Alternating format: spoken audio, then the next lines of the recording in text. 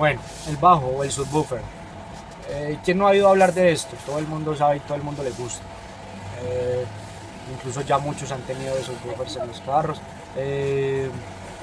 En toda instalación de los vehículos tuning, este yo creo que es un factor muy importante porque es muy llamativo, es el altavoz más grande, el que se ve, el que se siente, el que nos entrega mucha potencia. Entonces comúnmente el altavoz elegido por los aficionados novatos como la primera y a veces la única mejora en un equipo de audio.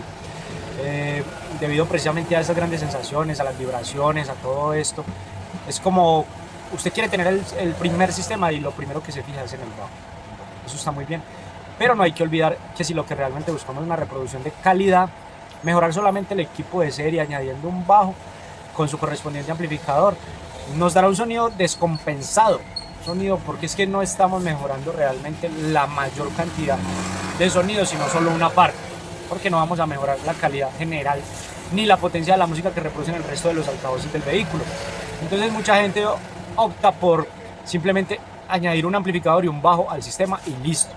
Ahí lo que tenemos es una descompensación grandísima, no vamos a tener calidad nunca. Pero es una mejora que el cliente le va a gustar desde un principio porque va a sentir otras cosas y eso está muy bien. Entonces el subwoofer es un altavoz de un tamaño muy grande. Ahora hay unos pequeños, pero si queremos realmente subgraves tiene que ser grande. Entonces él está especializado en reproducir sonidos graves y subgraves. Irremediablemente necesita de una amplificación. No se puede conectar directamente a la unidad. Porque esto necesita de mucha más potencia para moverse. Entonces, a la hora de elegir un subwoofer tenemos que valorar los siguientes aspectos. Primero, la potencia RMS. Volvemos. ¿Cuánta potencia queremos manejar? ¿Cuánta potencia queremos que nos soporte el subwoofer? La sensibilidad, también importante. Un factor la sensibilidad. La impedancia, típicamente manejamos 4 ohmios. En los subwoofers manejamos muchas configuraciones. Algunos vienen de 2 ohmios, hay subwoofers incluso de varias bobinas de 1 ohmio, en fin, 8 ohmios, depende ya del amplificador también que vamos a manejar.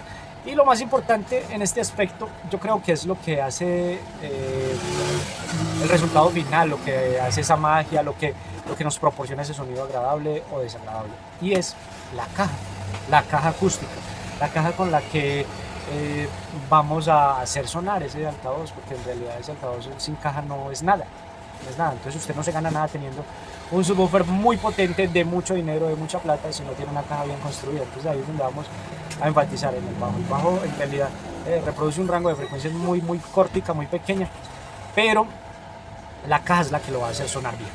Entonces esta última característica es muy importante para un subwoofer. Y es que dependiendo del tipo de caja en el que lo instalemos tendremos diferentes ventajas o desventajas. Y les voy a hablar de eso ya mismo.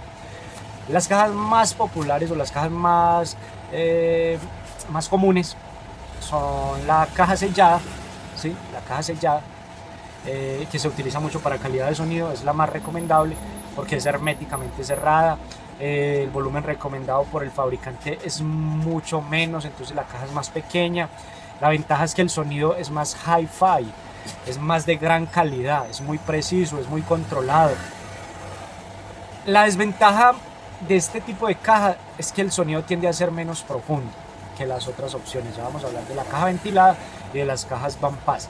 Pero entonces, la caja sellada, la única desventaja de pronto que tiene es que el sonido es menos profundo y de pronto no vamos a manejar mucha potencia, pero como nos referimos a calidad de sonido, entonces nos olvidamos de eso y es una caja perfecta, una caja bien hecha, nos va a dar mucha calidad, no nos va a generar esas resonancias malucas, esas vibraciones dentro del carro, porque todo el sonido es más preciso, controlado.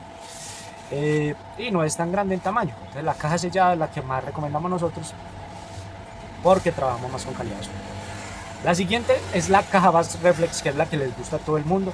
Es la caja ventilada, la que tiene su porto, libera su aire. Se trata de una caja con un respiradero específicamente calculado, porque es que este es otro aspecto muy importante.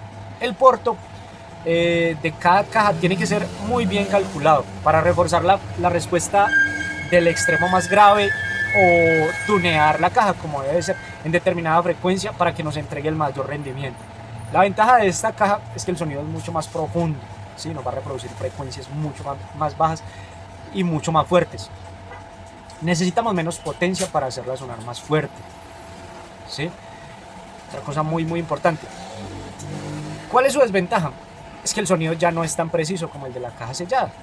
El sonido ya no es tan preciso, el sonido ya no es tan controlado, ya se vuelve un poquito más difuso, pero no suena más fuerte.